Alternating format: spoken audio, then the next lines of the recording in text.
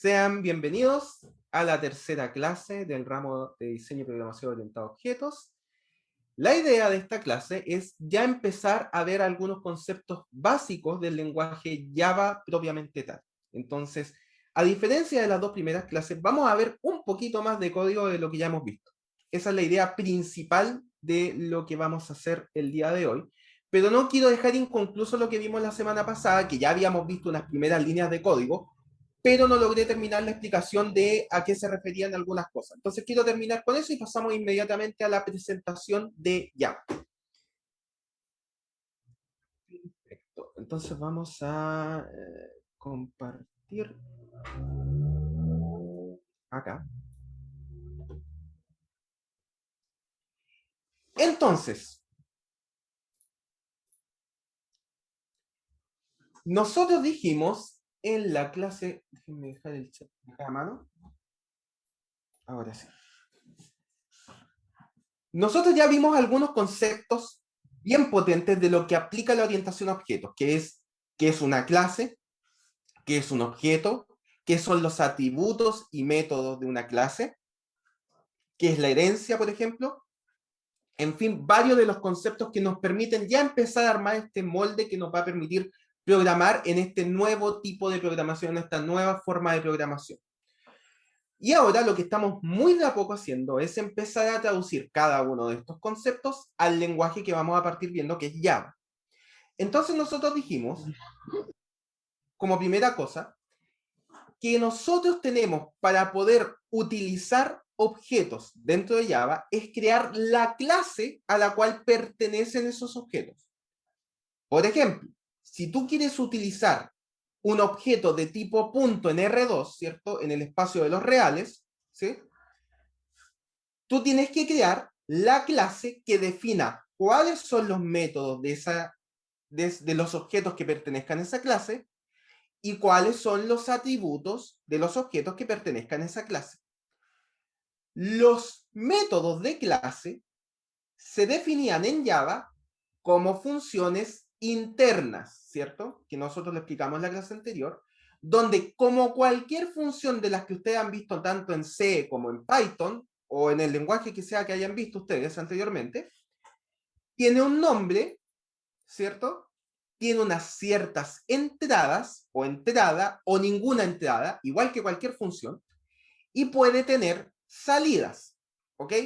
Por ejemplo, el método getX no recibe entradas, como aparece acá entre paréntesis, y la salida es de tipo entero. Entonces, a través de esta notación estamos definiendo un método en la clase punto que tiene como entradas nada y tiene como salida un número entero. ¿Por qué? Porque estamos retornando la coordenada X del punto.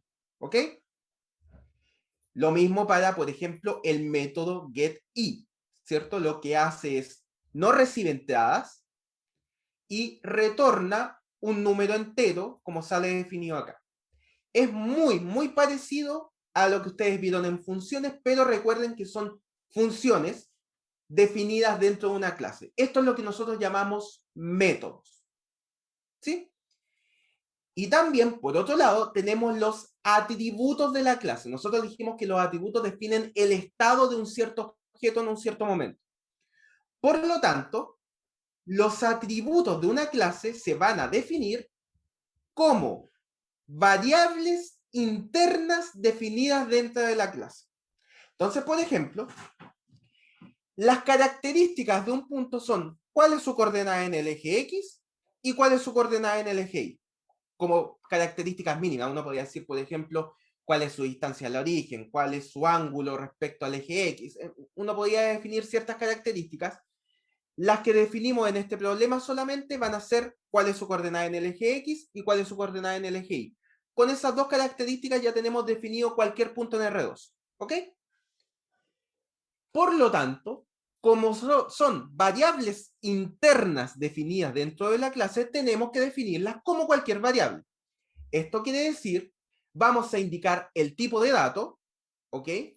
Y luego del tipo de dato damos el nombre de la variable. Entonces nosotros perfectamente podríamos definir, por ejemplo, o vamos a definirla como flotante, por dar un ejemplo, el atributo interno de la clase punto llamado ángulo. ¿Ok? Entonces, ángulo es un atributo interno de la clase punto.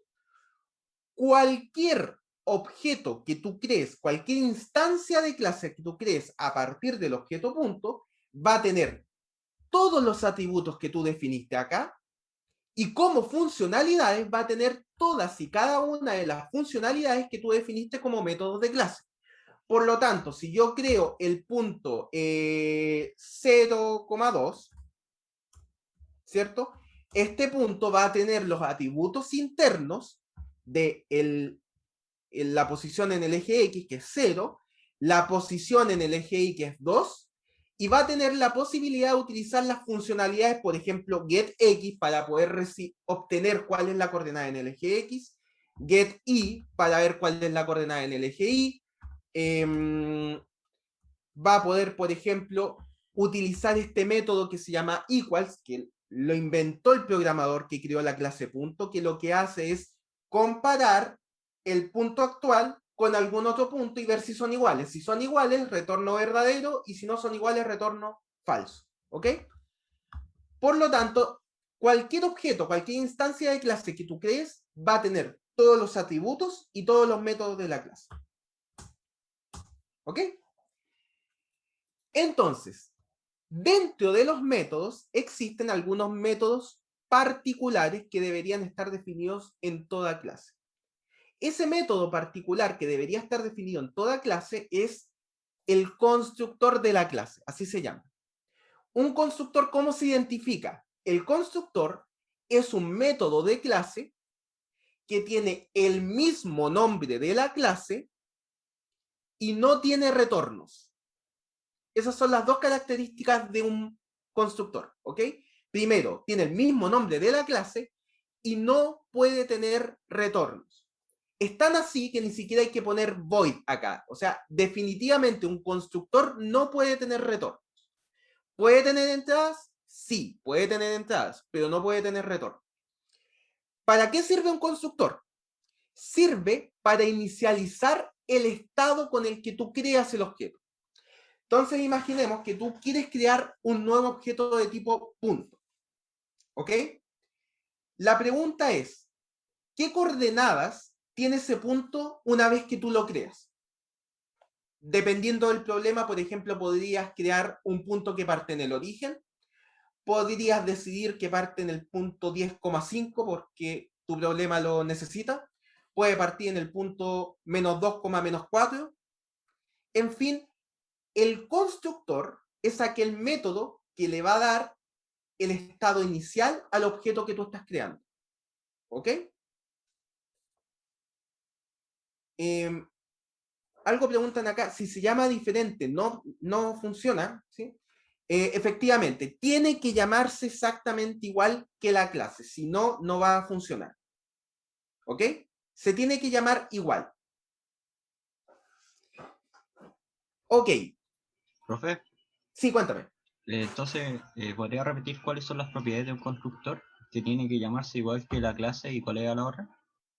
Son dos características. La primera es que tiene que tener exactamente el mismo nombre de la clase. Entonces, fíjate que acá este constructor se llama punto exactamente igual que la clase punto. ¿Ok? Y la otra característica es que no tiene retornos. Fíjate que acá cada uno de estos métodos tiene definido algún retorno. Tú incluso podrías definir, qué sé yo, un método adicional. Mantenemos la idea de la clase pasada de no tomar en cuenta las palabras public y private por ahora. Créanme en esto, ¿ya? No las vamos a tomar en cuenta solamente para explicación. Entonces puedes crear un método que se llame, qué sé yo, print punto. ¿Ya? Y esto lo que va a hacer .println y va a escribir por pantalla este es un punto. ¿Ok? Estoy inventando cualquier cosa. Entonces fíjate que creamos un método de clase que tiene un cierto nombre, en este caso le pusimos print punto, no tiene entradas, podría tener entrada, y no tiene retorno porque definimos el retorno como void. ¿Ok? Como es un método de clase que no es un constructor, si no queremos que tenga retorno, tenemos que explícitamente decir, este método retorna void. Es decir, no retorna nada. ¿Ok? Tenemos que decirlo de manera explícita. En los constructores, esto no es así. No tienes que definir que retorna void. Simplemente no retorna nada. ¿Ok? Profe, ¿y se deben inicializar todos los estados que existan? No necesariamente. No necesariamente. Tú podrías crear una clase con atributos internos sin inicializar. Podrías hacerlo. Pero no es buena práctica. Profe, Porque déjame terminar la idea y te atiendo la pregunta. Un segundito. Porque nada indica que tú seas el único programador de un proyecto, salvo que tú sepas que tú eres el único programador de un proyecto. Pero aún así, si tú estás trabajando en grupo y tú creas una clase y de repente tu compañero de grupo quiere hacer uso de esa clase, puede ser que cree un objeto y el hecho de que lo cree sin inicializarlo porque tú permitiste que no se inicialice, genere problemas en el resto de tu código.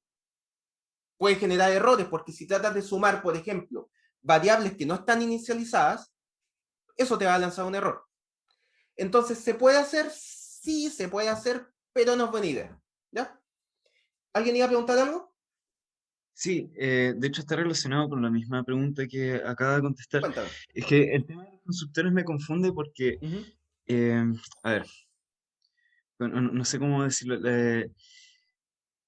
Aquí lo que está haciendo es agarrar dos parámetros que son el x y el y porque está construyendo un punto, ¿no es cierto? Ujú, sí, Eh, Supuestamente no es necesario ponerle el cero, ¿verdad? En el primer, o sea, en la línea 8 cuando pone x igual y igual cero, eso no es necesario hacerlo. mira, no, si es necesario. O sea, puedes no hacerlo, ¿ok? Pero si tú creas un punto y no lo inicializas, no lo puedes usar, ¿ok? Pero entonces, por Si tú, ejemplo, si tú quisieras, por ejemplo, tú tienes un punto sin inicializar y tú ejecutas el método de clase getX, eso te va a lanzar un error. ¿Por qué? Porque no está inicializado el atributo X. ¿Te fijas? al final los métodos de clase son como funciones, entonces, ¿no? Tal cual. O sea, Son funciones. conceptualmente llamémoslos métodos, por favor, tratemos. A mí también me cuesta, siempre termino diciendo funciones, pero lo conceptualmente correcto son métodos. En la práctica, los métodos de clase son funciones que están definidas dentro de tu clase. Eso es como la forma más fácil de aterrizar. Y como funciones, pueden tener entradas y pueden tener salidas. Ahora, si tú intentas dar salida a algo que no está inicializado, vas a tener un error. Es como si tú, por ejemplo, en Python, tú definieras la función f y tú pusieras return x. Python te va a decir, ok, yo te retorno x, dime dónde está x. No la definiste, te va a tirar error. ¿Te fijas? Es lo mismo Claro. que en C tú definas int f return x. Es exactamente lo mismo. C te va a decir, ningún problema, yo te retorno x. ¿Dónde está definido x? ¿Cuánto vale? No tengo idea. ¿Sí? Es la misma idea. ¿Puedes crear un objeto sin inicializarlo? Sí, pero si tú lo utilizas, te va a lanzar error en algún momento. Y profe, los constructores, ¿no es cierto? Los constructores en este caso serían los dos métodos, perdón, que se llaman punto, ¿verdad? Sí, sí. ¿Esos siempre se ejecutan? No, no siempre. Vamos a ver en qué momentos se ejecutan y en cuáles no. Ya cuando veamos la otra parte del código, porque esta es la definición de la clase, y después, por supuesto, esto se utiliza en otro lado. Vamos a ver, en ese momento voy a dar la explicación, Mm, ¿ya? ¿Ya? ya. Profe, ¿Ya? Cuéntame. tengo otra duda. Por ejemplo, si es que instancio un objeto, ¿lo tengo que inicializar nuevamente o solo tiene el valor inicial definido en la clase? La inicialización, como dice, es inicialmente. Entonces, a ver, tú cuando creas la clase, tú estás definiendo los atributos y métodos generales que van a tener todos los elementos que pertenezcan a esa clase. Entonces tú una vez defines eso, tú vas a decir, por ejemplo, voy a crear este primer punto. Este primer punto quiero que se inicialice en 0,0. Ok, va a decir la clase, voy a inicializarlo en 0,0. Este otro punto lo quiero inicializar en otro sector de R2, entonces voy a inicializarlo en 2,3. El cómo lo hacemos eso, vamos a verlo un poquito más adelante, que es cuando ya utilizo las instancias de clase. Estamos todavía en la definición. Es decir, que por cada instancia de clase, por cada objeto que tú crees, vas a llamar al constructor para definir el estado inicial de ese objeto. Si tú creas 30 objetos, cada una de esas 30 creaciones de objetos va a llamar al constructor. ¿Sí? Profe, entonces yo no puedo definir los valores de mis objetos, por así decirlo, afuera de mi constructor. Sí, sí se puede. De hecho, para eso está Entonces, ¿para ese qué el segundo... constructor? Como que eso es lo que no... Entonces, ¿para qué el constructor si lo puedo definir afuera? Como que eso no me hace mucho...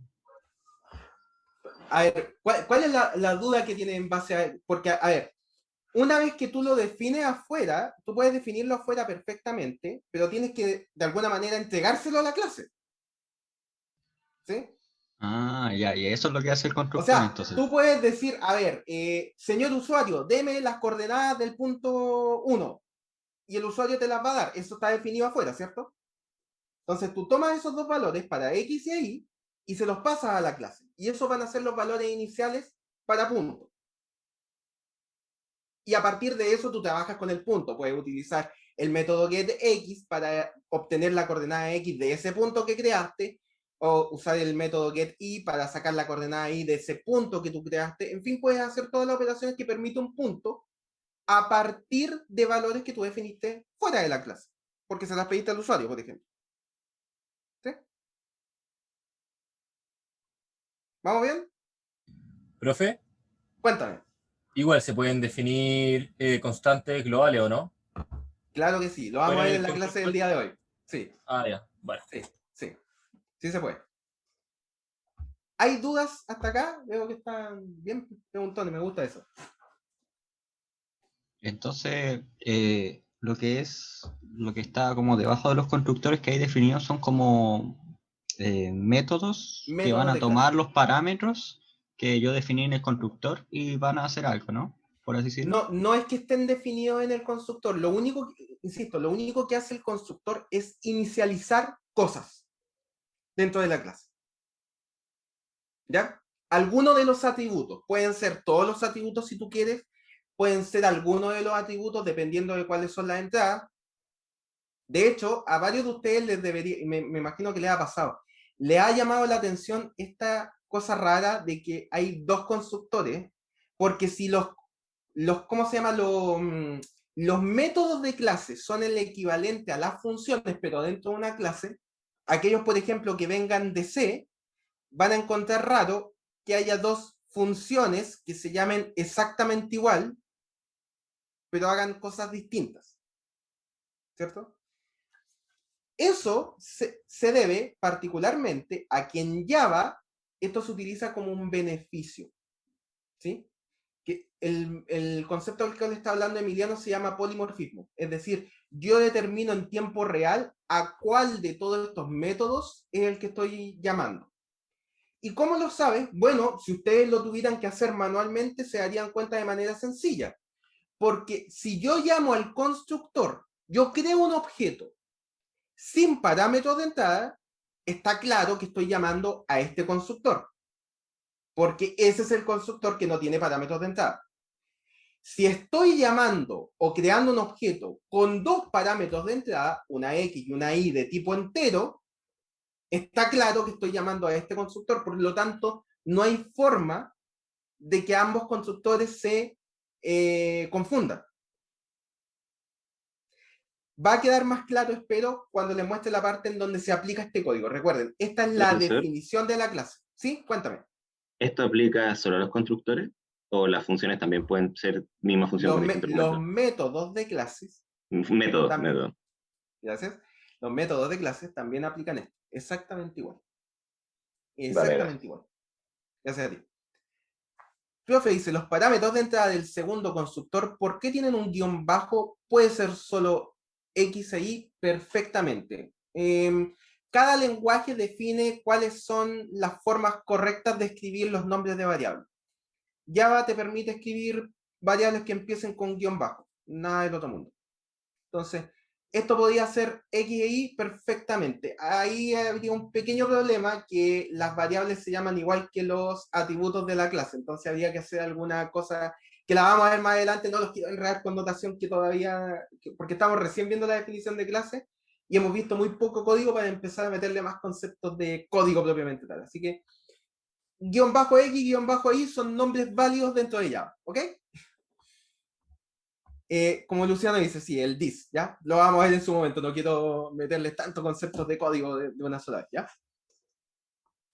Una vez creado un objeto P igual punto, ¿existe ventaja en usar el método getX versus simplemente acceder a como P.x?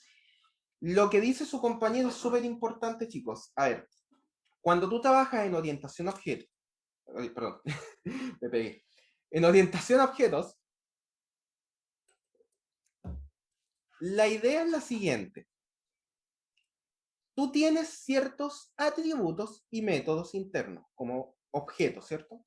Yo, por ejemplo, pertenezco a la clase persona, y por ser persona tengo algunos atributos y algunas funcionalidades que puedo realizar por el hecho de ser persona, ¿cierto? Tengo, por ejemplo, la edad. Está claro que si yo les mostrara mi carnet de identidad en estos momentos, ustedes sin duda alguna sabrían mi edad, ¿cierto?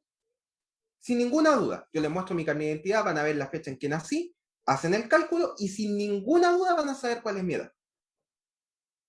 Sin embargo, si ustedes me preguntan, profesor, ¿cuál es su edad? Yo decido si te digo mi edad, si te digo una edad aproximada, si te invento una edad, o si hago cualquier otra cosa, o simplemente no quiero que tú sepas mi edad. ¿Ok? Eso lo decido yo, como objeto. Y como soy un objeto, viene de la definición de la clase. Por lo tanto, a pesar de que se puede hacer el que tú accedas directamente a los atributos de una clase, directamente, como por ejemplo acceder al atributo X directamente, sería el equivalente de tomarme la billetera, sacar mi carnet de identidad y ver qué edad tengo. Ese es el equivalente. ¿Ok?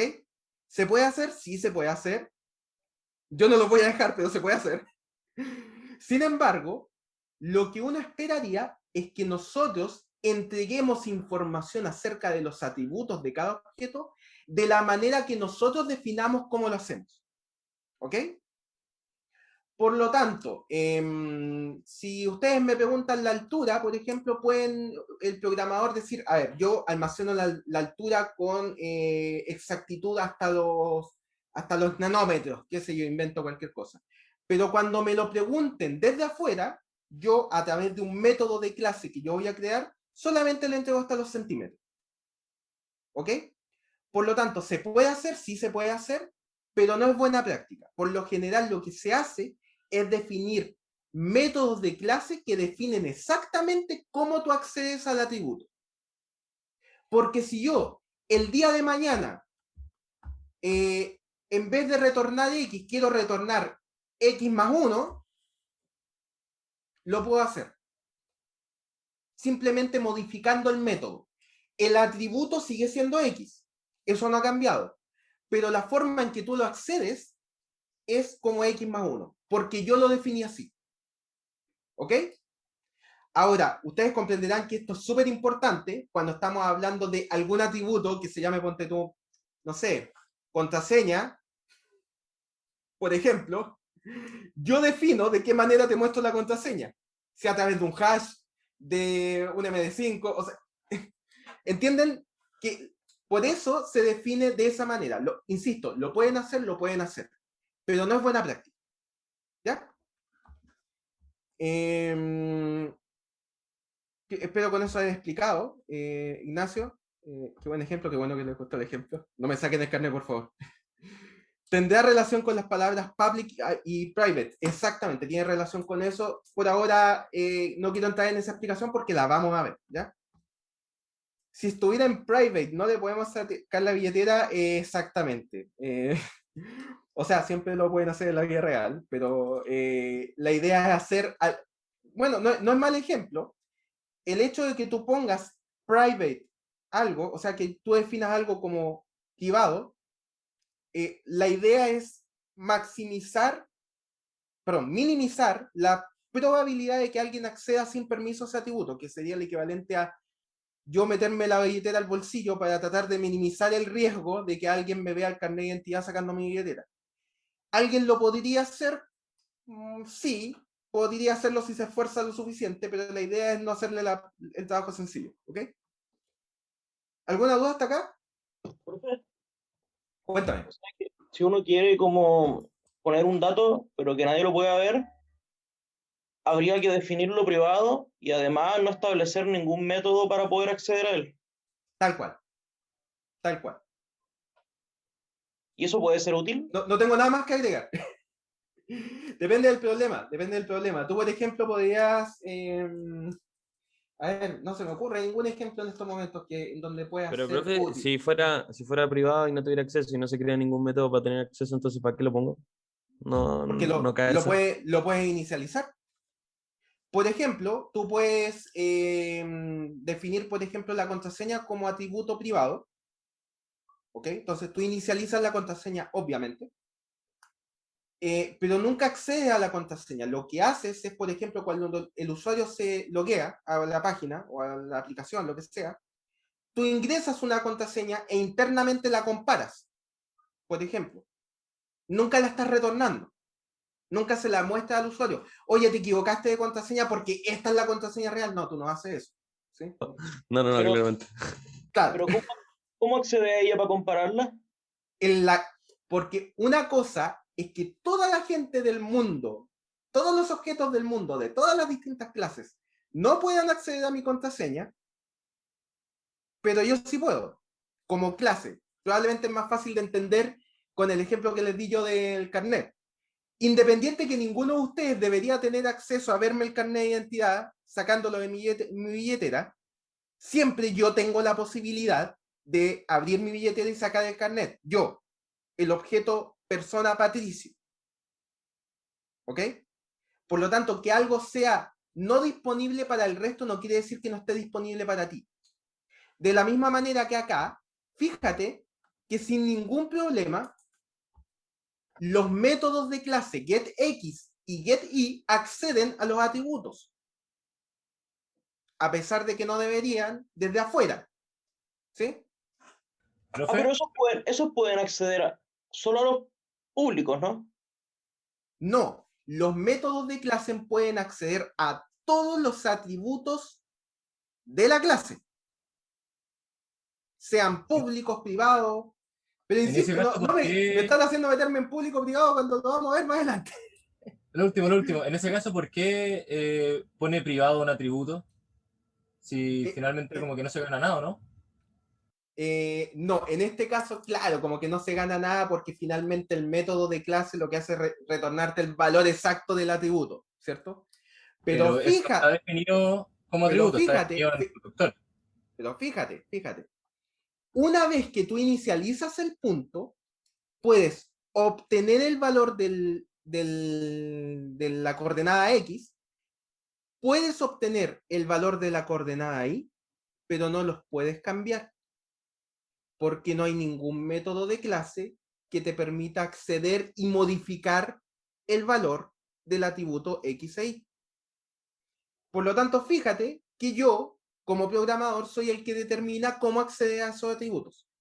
En este caso, lo que estás haciendo, mira, yo te permito que mires el valor de X e Y, pero yo no te doy permiso para cambiarlo. ¿Te fijas? Si yo quisiera darte algún permiso para cambiarlo, tengo dos opciones. Como decían sus compañeros, definir los atributos como público y que toda la gente acceda a ellos. Pero otra forma es yo indicarte cómo vas a cambiar el valor del atributo. Una opción sería, por ejemplo, Voy a tratar de obviar todavía las palabras public, private, a pesar de que hemos hablado bastante ahora de esto. Void, set x, int x, y acá lo que vamos a hacer, x es igual a x. Solo al crear ese método, yo te estoy dando permiso de modificar la coordenada x. Aún no te doy permiso para modificar la coordenada y. Porque puede ser que para tu problema puedas modificar coordenadas x y no y. Porque sí, no sé, en tu problema se define eso. ¿Te fijas? Uno como programador es el encargado de definir cómo accede el resto del mundo a tus atributos. ¿Sí?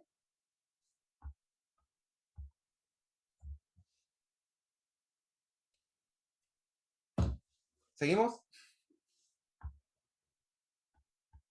¿Vamos bien hasta acá? Sí, profe. Súper. Súper, súper. Entonces, miren. Acá... todo bien. Vamos bien, vamos bien. Entonces acá por fin, después de que definimos la clase, vamos a ver cómo se utiliza. Voy a tener que pasar volando la última parte de la materia, chicos. Me van a disculpar por eso. Voy a pasar esto rápido también. La idea es la siguiente. Tú definiste la clase y ya te diste el trabajo de definir cuáles eran los métodos de la clase, cuáles son sus atributos, cómo accedes a través de los métodos a cada uno de los atributos de la clase y cómo los modificas, etc. Ya hiciste todo eso. Una vez que tú definiste la clase, cuando la quieres utilizar, se transforma simplemente en un nuevo tipo de dato. Por lo tanto, al momento de crear esta clase, cuando tú la vayas a utilizar, simplemente quiere decir que tú creaste un tipo de dato que ahora se llama punto. Y puedes crear una variable de tipo punto de la misma manera que creas variables de tipo entero, de tipo flotante, de tipo lo que tú quieras.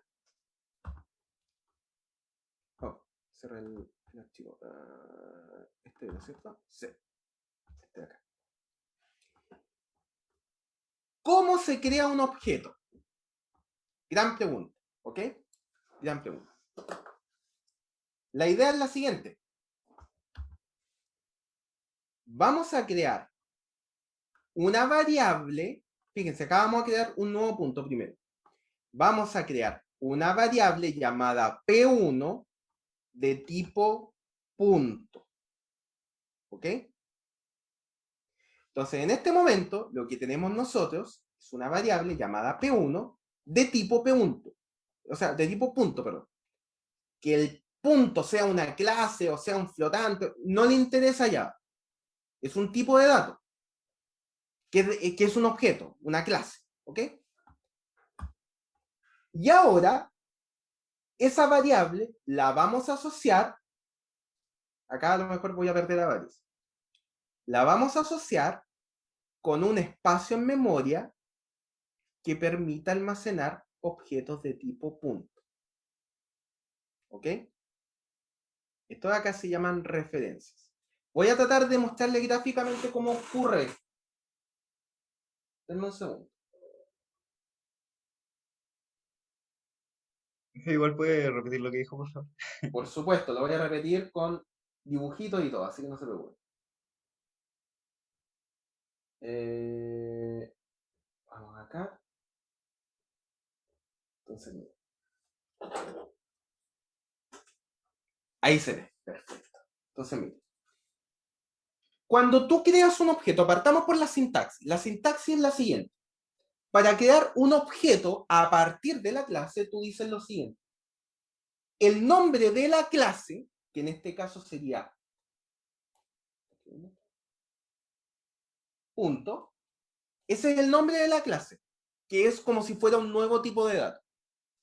Luego viene el nombre de la variable, ¿cierto? Que en este caso sería P1. ¿Ok? Como cuando creamos nosotros variables de tipo entero, cuando nosotros hacemos int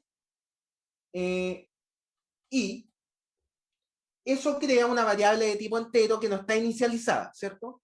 Ustedes saben eso, que la forma para que esto esté inicializado sería que ustedes pusieran i igual a 0, por ejemplo. De esa manera la variable i tendría un valor inicial que es 0.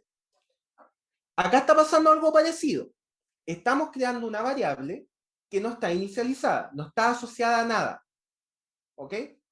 Entonces lo que vamos a hacer a continuación es asociarla a algo, a un objeto de tipo punto. Entonces, ¿cómo creamos este objeto de tipo punto? Porque acá, ojo, estamos creando una variable. Una variable es distinto al objeto en sí. Con la variable tú accedes al objeto, pero no es el objeto. Entonces, fíjate. Lo que vamos a hacer es crear un nuevo punto. ¿Eso es como usar memoria dinámica o no? Es parecido, voy a hacerles la traducción de esto mismo a C, para aquellos que manejen el lenguaje de punteros. Probablemente la gente que haya visto punteros es más fácil de entender esto, ¿ya? Voy para allá, voy para allá. Lo que estamos haciendo es lo siguiente: asociar la variable P1 a un valor. Ese valor es la creación de un objeto. ¿Ok? ¿Cómo creamos ese objeto? Con esta sintaxis. New, de nuevo, punto. ¿Ok? Con eso estamos creando un objeto. Esto, si ustedes lo vieran en la memoria, y acá donde la gente que ha visto estructura de datos, por ejemplo, va a decir, ¿esto es parecido a? Sí, es parecido. Tú tienes una variable P1 que se crea a partir de esta sintaxis de acá, ¿ok? Luego tienes la petición de un espacio en memoria dinámica.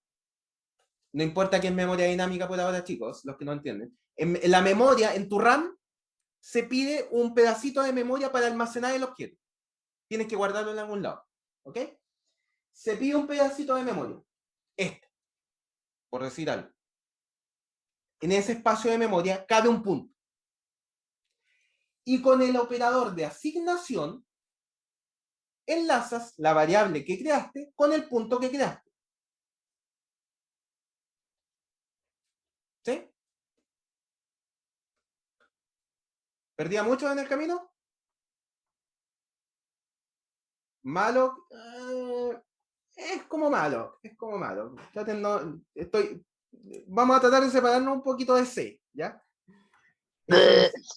Profe, ¿y esto se accede, disculpa, se accede con P punto y el atributo de adentro que yo quiero meterme? Ya vamos para allá, ya vamos para allá. Dame un segundito y voy a seguir con la explicación en ese momento. Estamos recién creando el objeto, ¿ok? Me prometieron que no habían punteros en este ramo. Te mintieron con la promesa porque en Java no hay punteros, pero en C y en C++ sí hay, así que va a haber punteros sí o sí.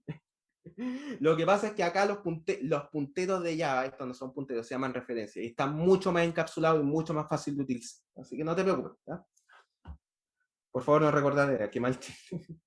¿Hay manera de hacer que el espacio de memoria se reasigne a otro objeto punto?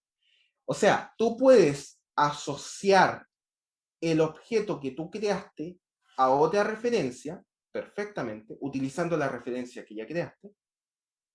¿Sí? O sea, punto P2 es igual a P1. Lo que está haciendo acá es P2, no hay ningún problema. O también puedes reasignar la variable que creaste a otro espacio en memoria. Si tú haces más abajo, acá tienes más código y de repente pones punto... perdón. No hay que crear la nueva variable acá. Estamos reutilizando. Acá dibuja. Ahora sí. Dibujar acá.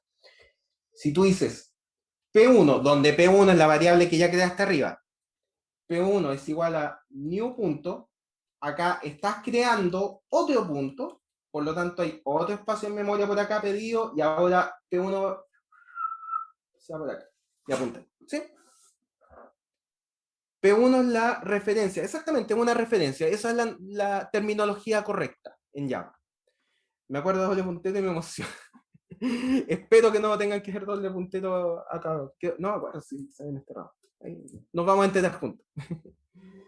Ya, que necesito avanzar, chicos. Vamos rápido, más rápido. Entonces ahora la pregunta es, un detalle importante que me faltó mencionar acá, chicos. Fíjense que cuando creamos un nuevo punto, utilizamos esta notación de acá, ¿cierto? Esta notación, coincidentemente, y no tan coincidentemente porque es por algo, tiene como llamada algo que se parece mucho al constructor de la clase. Fíjate que estás llamando algo que parece como una función porque tiene los paréntesis al lado y tiene el mismo nombre de la clase y no tiene entradas. Y es exactamente esa la razón. Cuando tú dices new punto paréntesis, estás llamando al constructor de la clase punto sin entradas. Es decir, al primero de los constructores que vimos en el código. Es decir, que tú puedes perfectamente crear, vamos a crear un punto P3 igual a new punto, pero ahora vamos a llamar al constructor que tiene parámetros de entrada. Es decir, aquel que recibía enteros por entrada. ¿Cómo se hace esto? Fácil, pones enteros por entrada, 4,5, y esto lo que va a hacer es, efectivamente, si lo ves en la memoria, tienes tu variable P3 acá, que apunta al sector de memoria que se haya solicitado, pero ahora, en vez de, como el de acá arriba tenía valores 0,0 en los atributos, este de acá va a tener 4,5 en las variables X e Y internas. ¿Sí? A partir de este punto, en las variables P1, P2, P3 que hemos estado creando por ahora, puedes acceder a todos y cada uno de los métodos de clase que estén con los permisos necesarios. No nos vamos a meter con permisos todavía, estoy tratando. ¿Ya? Por lo tanto, si tú quieres saber cuál es la coordenada X del punto 3, fácil, pones P3 punto, esta es la notación para acceder al método asociado a la variable P3, get X. Y esto va a retornar 4. Porque el método getX retorna el valor almacenado en el atributo X, que en este caso es 4. ¿Ok? Profe, una duda. Cuéntame. En ese caso explícito que escribió ahí, en efectos de ejecución del código no haría nada, porque No, el getX retorna entonces... Siempre haría algo, lo que pasa es que... Claro, o sea, eso, hace algo, uno no ve nada, y ni lo guarda en ninguna parte. Okay. Sí, efectivamente. Vale, gracias. Gracias a ti por la pregunta. Entonces, ¿dónde íbamos acá? Déjenme compartir la pantalla. Desktop 2. Entonces, miren, vamos a revisar rápidamente este código, porque queda súper poco tiempo. Entonces, lo que estamos haciendo es lo siguiente. Creamos P1 con valores iniciales 0,0. ¿Por qué 0,0? Porque estamos llamando al constructor sin elementos de entrada. Y recuerden que lo que hace este constructor es inicializar los atributos X e Y en 0. Luego creamos otro punto con la variable P2, ahora sí con atributos de entrada. ¿Cuáles son los atributos de entrada? 3 y 5. Por lo tanto, como le estamos dando atributos de entrada, o sea, parámetros de entrada, perdón, llamamos al constructor que tiene parámetros de entrada, que es este de acá. Por lo tanto, lo que está en la primera posición se almacena como X y lo que está en la segunda posición se almacena como Y. Y lo mismo para el punto P3. ¿Ok? ¿Profe? Cuéntame. Entonces, en este caso, o sea, si uno quisiera, es innecesario escribir ese guión bajo X, 2 puntos, sino que simplemente habríamos haber puesto 3,5. Eso creo que te lo pone IntelliJ. ¿Ves? Sí. No tengo forma de borrarlo. Eso te lo pone el IDE. Que es una forma Ya. de ayudarte en la programación. Sí, o sea, Ya. la verdad que esto debería, en otro IDE a lo mejor se vería como punto 3,5. Se vería algo de este estilo, en otro IDE. Esto lo pone IntelliJ. IntelliJ. ¿Sí? Ah, ya, muchas gracias, profe. No, gracias a ti por la pregunta.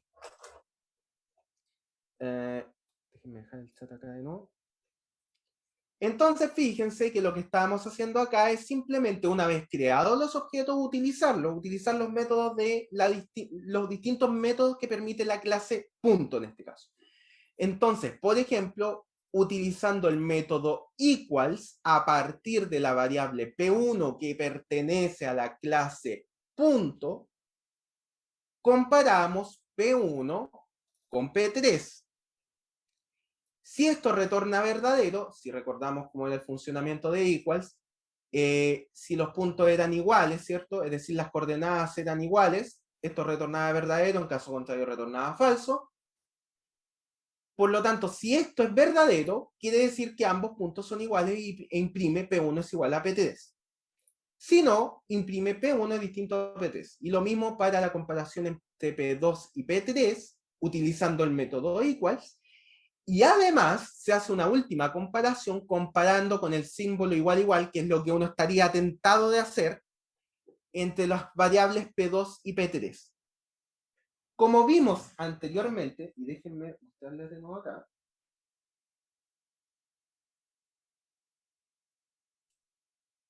Cada vez que tú escribes variable igual new algo, ¿ok? Tú lo que estás haciendo es solicitar un nuevo espacio en memoria del tamaño del objeto que quieres crear. ¿Ok? Por lo tanto, si tú pones acá,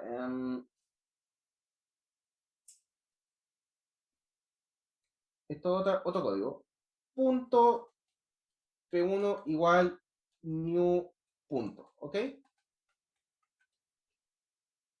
Punto P2 es igual a new punto.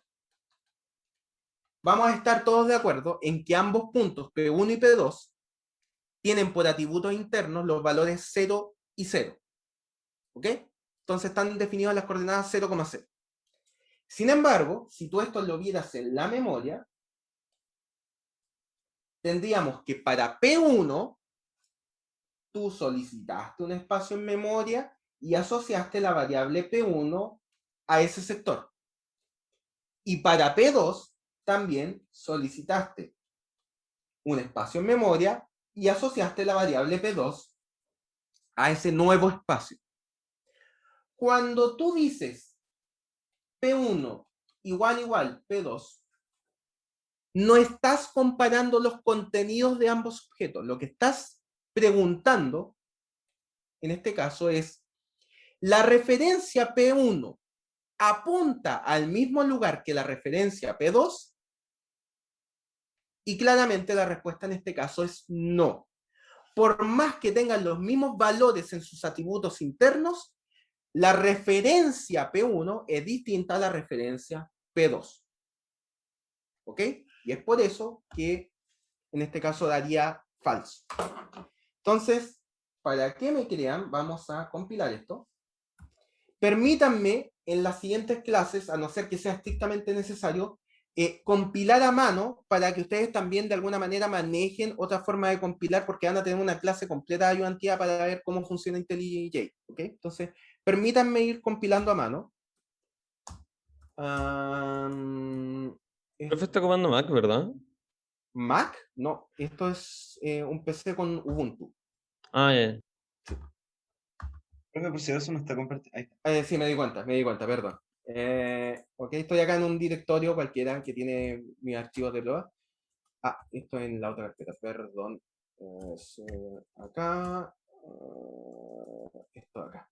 Entonces, vamos a compilar los archivos Java que contienen la definición de la clase y el main. Entonces, en este caso sería .java y secondsample.java. Cada una de estas compilaciones me va a generar un .class. Vamos a ver si es verdad. Perfecto. Ahí se creó .class, suena raro decirlo, y secondSample.class. Y ahora vamos a utilizar la máquina virtual de Java para traducir ese bytecode a binario. Con esto lo hacemos a través del comando Java secondSample, que es la clase que tiene el método main. Por lo tanto, lo único que estamos haciendo es llamar al método main y ya desde el método main se verá cómo se van creando y llamando a los distintos objetos asociados. Y con esto ejecutamos correctamente el programa. Entonces fíjense que P1 es distinto que P3, como ya vimos. P2 es igual a P3 en cuanto a sus atributos, porque en esa comparación la hicimos con el método equals, que es la que sale acá, ¿ok? Pero cuando comparamos las referencias, P2 es distinto de P3, porque no estamos comparando el contenido, estamos comparando las referencias, ¿ok?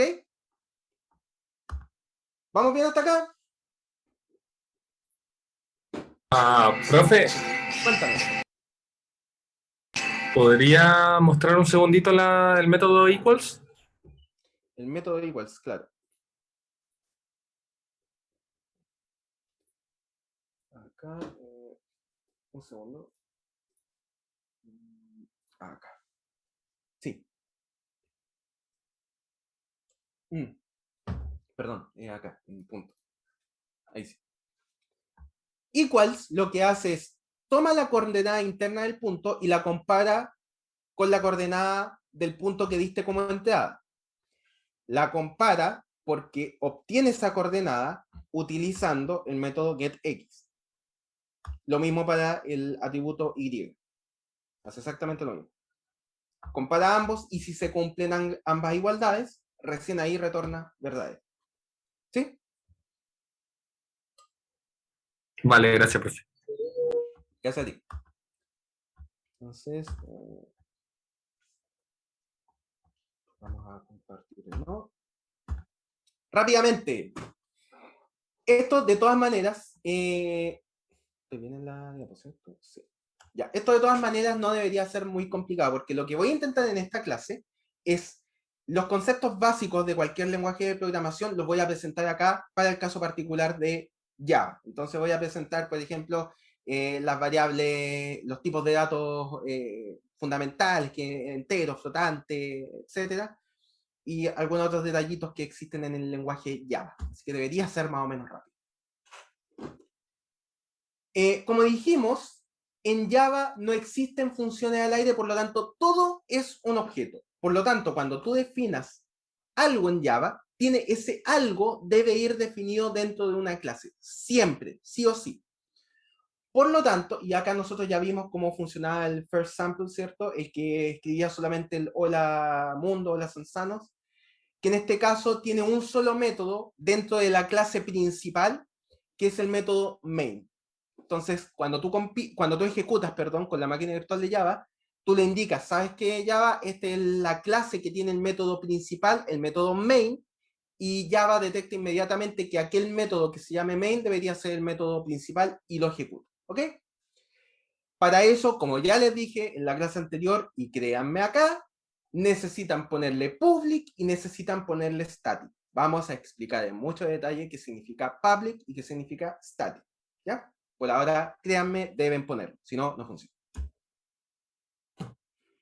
Ya vimos también la forma de compilación. De hecho, acá ya algo se menciona de static. Vamos a ver, la idea es la siguiente. Cuando tú defines algo como estático, ¿ya?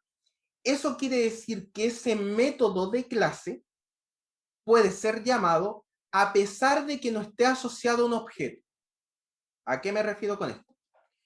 Por ejemplo, déjenme abrir acá un editor. Acá. Si tú quisieras llamar al método getX, el que sale acá, tú necesitas crear un objeto, punto P1, igual new punto.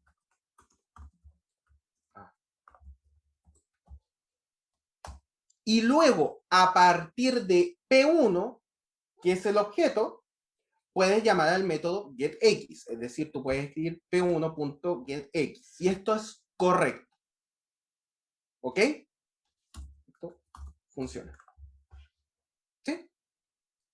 pero no puedes llamar al método getX por sí mismo. Es decir, tú no podías, por ejemplo, poner .getX. Es decir, a partir de directamente la clase, llamar al método getX, tú no puedes hacer esto. Esto da error. Salvo que sea static. ¿Sí? Es decir, tú podías no tener ningún objeto punto, y si tú a esto le pusieras static, lo que quiere decir es que no necesitas crear ni un objeto, es decir, no tienes que hacer new en ni una parte, para poder acceder a este método. Es decir, lo puedes llamar directamente desde la clase. En este caso en particular, por supuesto, va a tirar error porque la variable no estaría definida. Pero si tú la hubieras definido, qué sé yo, acá, desde un principio, que esto lo puedes hacer, podrías directamente llamar al método getX y te retornaría 0. ¿Ok? Se puede hacer eso. Entonces, existen múltiples bibliotecas que permiten utilizar sus métodos sin necesidad de crear objetos porque están definidos como static. ¿Ok? Entonces ya vimos el proceso de compilación que es a través de Javac, ¿cierto? Y ponemos el nombre de los archivos que queramos compilar. Todos tienen que tener nombre .java. Y al momento de ejecutar tenemos que llamarlo con el comando de la máquina virtual que es Java, el cual deberíamos indicarle cuál es la clase que tiene el método main. Y el método main tiene que estar definido como estático, para que no sea necesario crear un objeto para llamar al método. ¿Ok? Como les dijimos acá anteriormente, los nombres de los archivos tienen que terminar en extensión .java y tienen que las clases llamarse igual que el nombre del archivo que estás creando. Existen formas de crear clases con distintos nombres dentro del mismo archivo, pero eso tiene otro funcionamiento y hacen cosas distintas que las vamos a ver en su momento. Y en teoría, si tú quisieras llamar a tu programa Java, el que tú creaste, desde cualquier lado, deberías agregarlo a lo que se llama el classpath, ¿ya? De esa manera tú tendrías acceso. Todos esos detalles los van a ver con mucho detalle, valga la redundancia, en la ayudantía, que le va a explicar cómo va a ser ese proceso. Así que yo voy a pasar un tanto rápido. Para ejecutar el programa ya vimos que lo podemos hacer por consola o con alguno de los IDE que ustedes escojan, como les mostré la semana pasada con el caso de IntelliJ, ¿ya? Pero también existe un montón de otros IDE como JGrasp, Eclipse, NetBeans, Visual Studio Code, creo que también permite ya, en fin, pueden utilizar el IDE que les sea más cómodo. Acá voy a pasar rápidamente, quiero dejar el chat a mano, con los tipos de datos primitivos. Acá parece que hay una pregunta. Ubuntu, ¿compila las dos clases al mismo tiempo? Sí, las compila, o sea, no es necesario que las compilen las dos al mismo tiempo. Puedes hacer Javac en la primera clase, Javac la segunda clase, pero después al momento de ejecutarlo, tienen que estar todas las clases que se utilizan en tu programa compiladas, si no, no funciona. ¿Ya? Tipo de datos primitivos están los tipos char, carácter, ¿cierto? Los que vengan de C más o menos conocen este tipo de datos, que es simplemente cada char es un carácter, una letra, un símbolo, ¿sí? Y existen algunos caracteres especiales que tú puedes utilizar, como por ejemplo la tabulación, que es \t, el salto de línea, que es \n, el retorno de carro, que es el \r, las comillas, en fin, existen varios caracteres que son especiales de Java y ustedes pueden revisar tanto acá en la diapositiva como en la documentación si es que quieren utilizar cada uno de ellos. ¿Ok? Constantes. Un compañero había preguntado, ¿se pueden utilizar constantes en Java? La respuesta es sí. ¿Cómo se utilizan? Es a través de la palabra reservada final. Cada vez que tú le pongas a una variable cualquiera, sea de los tipos primitivos o un objeto, cada vez que le pongas final, esa variable es constante, no se puede modificar. ¿Ok? Por lo tanto, en este caso estamos creando una variable de tipo flotante llamada centímetros por pulgada, que tiene un cierto valor, y la estamos definiendo como constante, porque probablemente en este programa hipotético va a ser la variable que nos va a permitir hacer la transformación de pulgadas a centímetros o viceversa. ¿Ok? Como dice acá, si deseamos crear solo una instancia de esta constante para todos los objetos de una clase, lo podemos hacer creando esta variable como final y static. Quizás suene un poco enredado esto, ¿ok? Voy a tratar de explicar un poquito más qué significa static. Static quiere decir que sea lo que sea que tú estás definiendo, se va a memoria estática, ¿ok? La memoria estática es una memoria que no se modifica, no es que no se modifique el contenido, la memoria como tal no se modifica hasta el final del programa. ¿Ok? Por lo tanto, estamos asignando en un sector de memoria una variable de tipo flotante llamada centímetros por pulgadas, que es constante, es decir, no se puede modificar su contenido, y lo estamos asignando a una memoria que no se puede modificar. ¿Ok?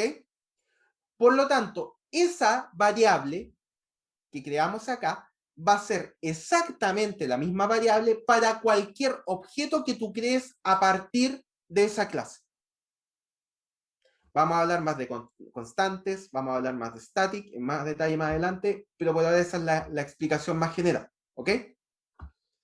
Existen distintos tipos de cambio entre los distintos tipos de variables. Por ejemplo, tú puedes hacer un cambio de tipo entre un tipo entero y un tipo long, entre un tipo long y un tipo double, float doubles, etc.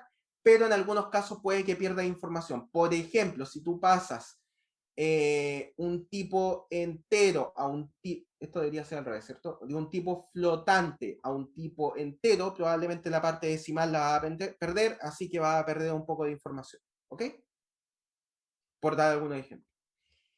Existen múltiples tipos de operadores distintos y cada uno de ellos tiene su precedencia. Acá voy a suponer que todos y cada uno de ustedes vieron precedencia en C, o en Python, o en el lenguaje que sea, ¿ya? Esto es simplemente la tabla que te indica cuáles son los operadores que tiene Java y cuál es la precedencia que tienen entre ellos.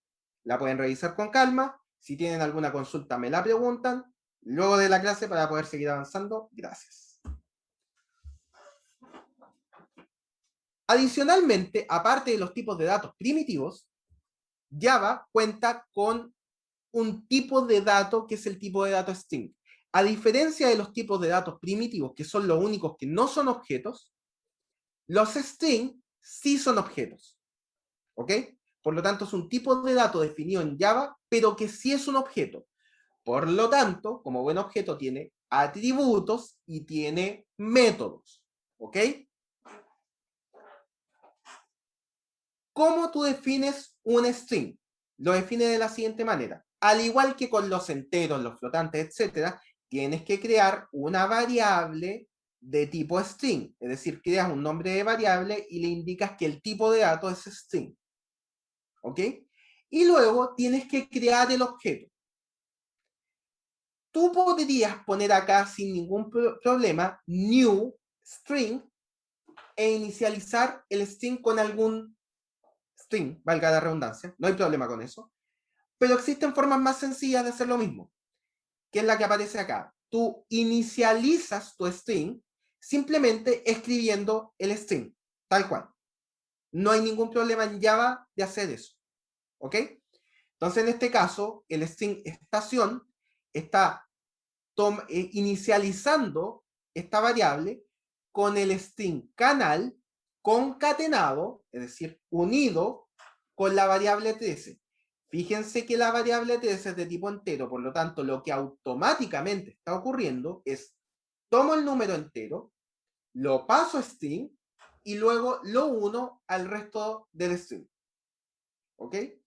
Recuerden que el signo más, en este caso en Java, al igual que ocurría en Python, El signo más lo que hace es concatenación, por lo tanto lo que está haciendo es unir el string canal con el entero TS. Por supuesto, el entero se pasó a string antes de la concatenación. ¿Ok? Ahora recuerden que por ser un objeto, esta variable de acá es una referencia al objeto. Por lo tanto, no puedes comparar dos strings utilizando el igual igual. Para comparar, como dice acá, tienes que usar el método equals. ¿Ok?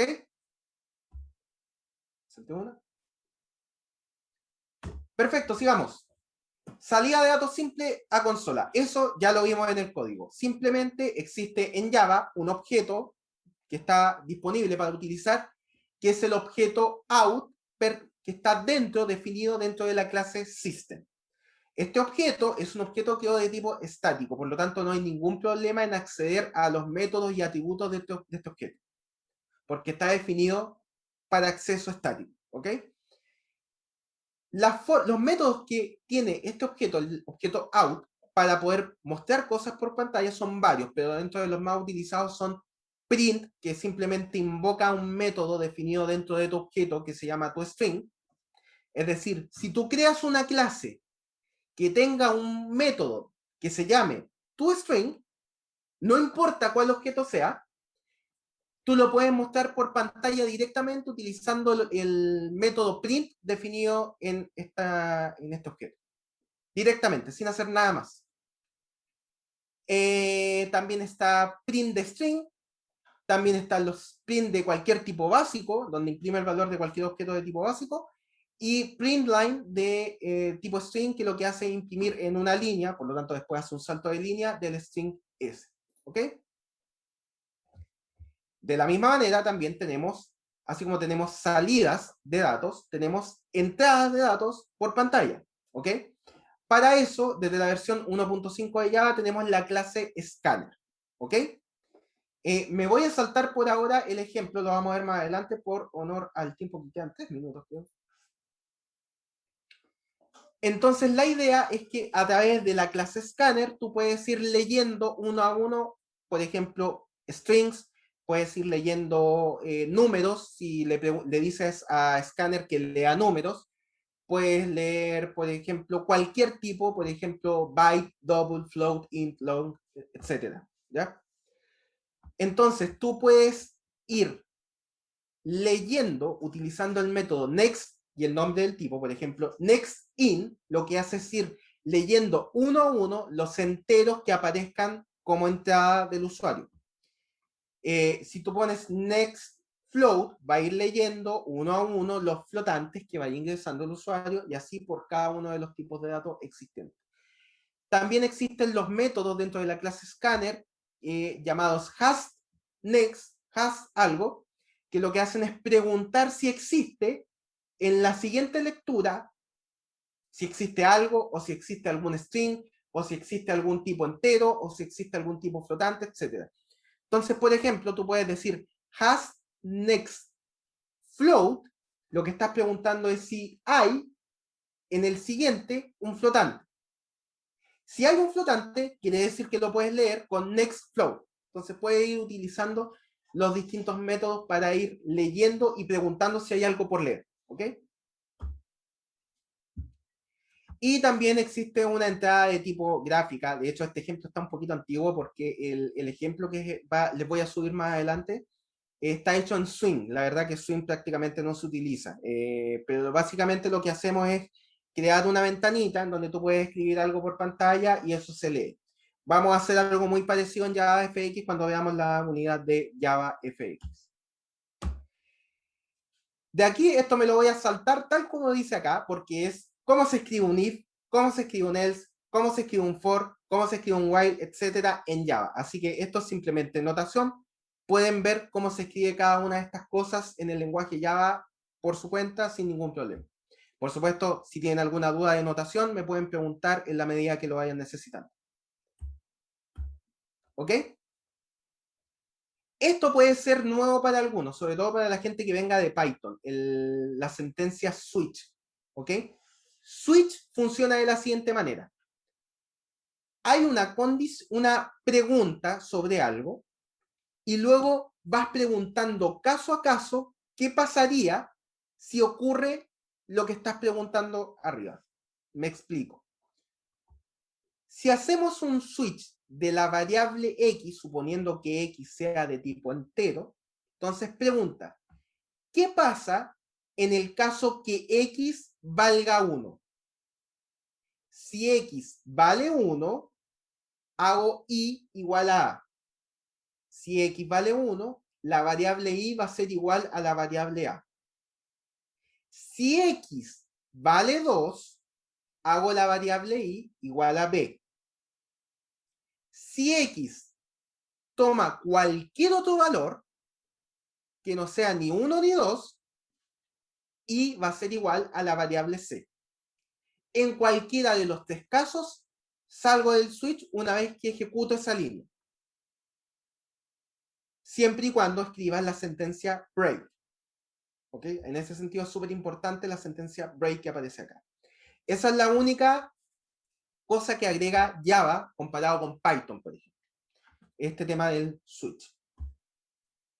Como dice acá, bueno, acá viene una explicación de qué es lo que hace la sentencia break, que en general tú la puedes utilizar fuera también del switch. Cuéntame, ¿quién me habló?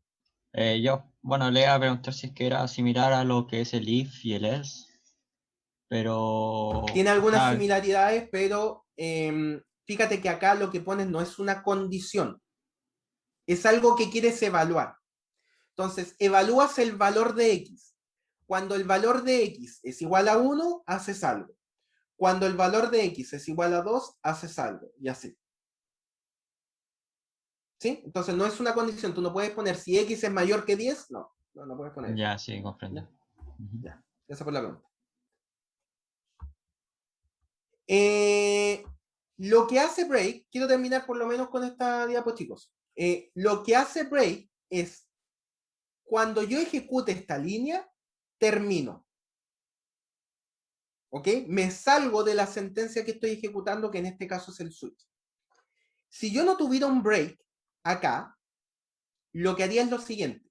Diría, si x vale 1, hago y igual a, y como no hay un break que me detenga, voy a seguir con la siguiente línea. Y igual a b. Por lo tanto, finalmente, como dice y igual a y luego dice y igual a b, finalmente la variable y va a quedar con valor b, con el mismo valor que tenía b. Y ahí recién se va a salir del switch. ¿Ok? Entonces la sentencia break lo que hace es impedir que tú continúes con las siguientes sentencias. Termina la ejecución de, en este caso, el switch. ¿Puedes utilizar el break en un for, por ejemplo? Sí, puedes utilizar el for, o sea, el break dentro del for, y lo que hace es detiene la ejecución del for hasta el punto donde indica el break. ¿Ok? A diferencia de lo que hace con... Termino con esto. A diferencia de lo que hace la sentencia continue, que es la que aparece acá. También existe una sentencia que se llama continue. Continue se utilizan iteraciones. Break, cuando está dentro de un for, lo que hace es detiene la ejecución del for. ¿Ok? Por lo tanto, si se cumplen las condiciones para ejecutar el break, el for para del todo. Si tú pones un continue en vez de un break, lo que hace es parar la ejecución de esa iteración del for. Si tú, por ejemplo, tienes un for con 3 iteraciones, haces la primera iteración sin ningún problema. Haces la segunda iteración y te encuentras con un continuo porque se cumplieron ciertas condiciones, lo que va a hacer continuo es no sigo ejecutando la segunda iteración y continúo con la tercera. Si hubiera más iteraciones, seguiría ejecutándose hasta que se encuentre con un break, que pararía la ejecución del for, o con otro continuo que haría que siga en la siguiente iteración. ¿Ok? ¿Había una duda? Cuéntame. Sí, en el caso del switch, al no poner el break, se ejecutarían toda la línea de todos los casos, ¿cierto? Exacto. Si no pusieras un break, se ejecutarían todas las líneas.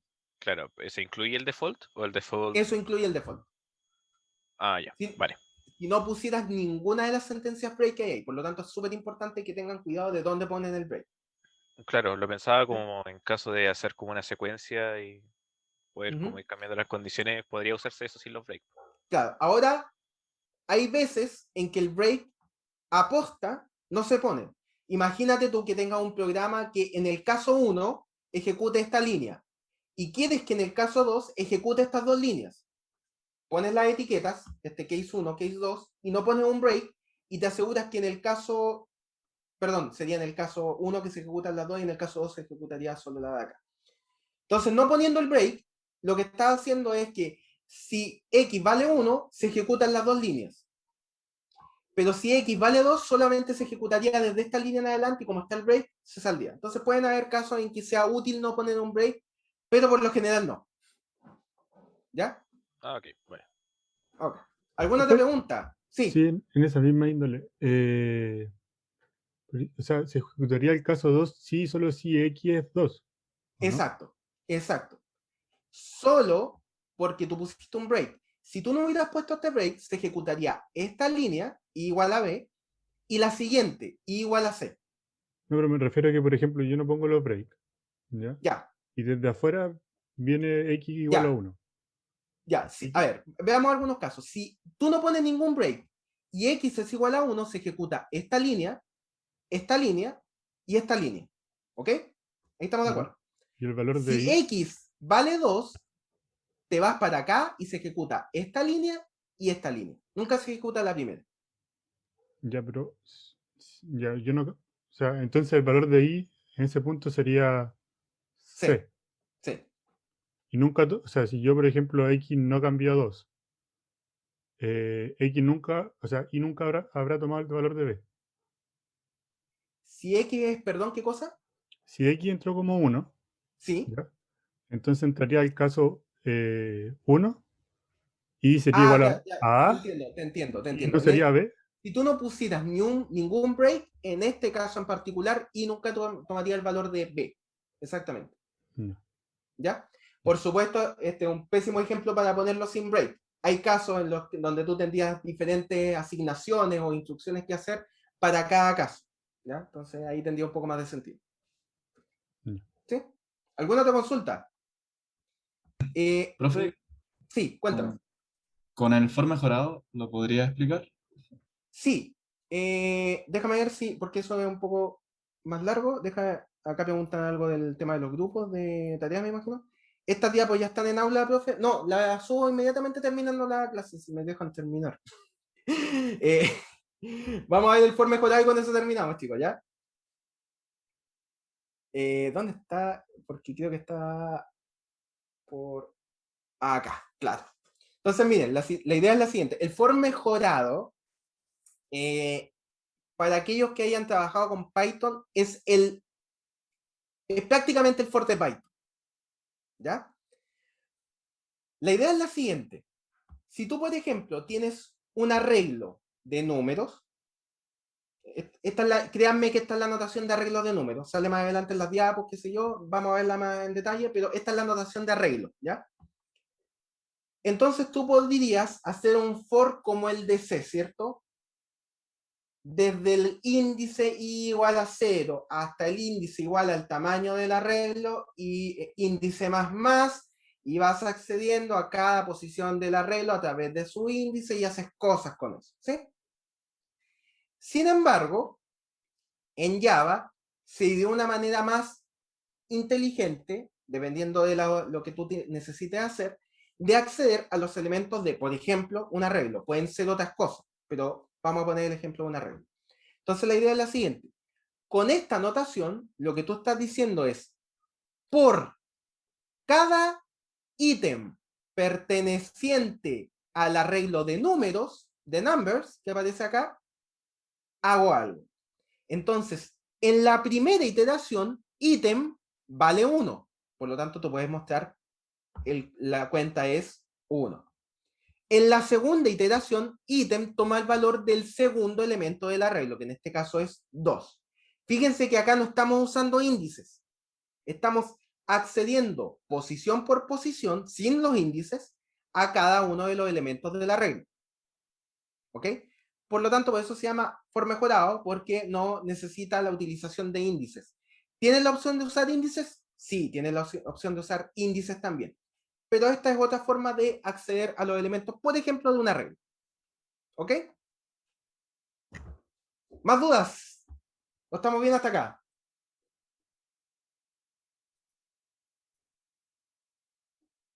¿Dudas, consultas, reclamos, sugerencias? ¿Todo bien? Ya, estas diapositivas las voy a subir ahora ya para que ustedes las revisen con calma. ¿Ya, chicos? Así que Gracias, eso. profe. Gracias a ustedes. Nos vemos en la clase del Disculpa, miércoles. yo profe. llegué tarde un poco a la clase, entonces no sé si lo dijo al comienzo. ¿Tenemos algún avance con si hay GitHub o no? Con GitHub. O sea, Git, cualquier Git, como para los códigos. Sí, todavía... tú dices con los códigos de ejemplo o los códigos de ustedes. Los códigos de ejemplo. Los códigos de ejemplo, tenemos un GitLab, ¿ya? Así que lo voy a subir. Lo voy a subir. Hay que ordenarlo un poco, pero lo voy a subir pronto. De esta semana no pasa. Vale, gracias. De Y todas maneras, Git- estoy subiendo los códigos manualmente a la página. Así que los pueden revisar ya, si quieren descargarlo. Gracias. Git es lo mismo en Git es Git es Git. O sea, puedo usar como mi Git que tengo desde GitHub para clonar cosas de GitLab y tal. Git es un programa. Así que puedes utilizar Git para acceder a GitLab como comando, o puedes utilizarlo para acceder a GitHub. Son distintas aplicaciones que utilizan Git como entorno. Así que no hay Vale. problema. Muchas gracias. Ya, chicos, que estén muy bien y nos vemos en la clase del miércoles. Profe, disculpe. Sí. La tarea, o sea, ¿cuándo va a haber una tarea? En la planificación sale cuál es la fecha de la tarea y probablemente la tarea esté publicada entre 3, 4 semanas, a lo mejor antes de la fecha, algo por ahí. Ah, ya. Vale. ¿Ya? Muchas gracias, profe. Por supuesto, lo Chao, vamos a profe, estar que esté avisando. bien. Chao, que estén bien. Nos vemos. Chao, Chao, profe. chao. Chao, profe. Chao, profe, gracias. Chao.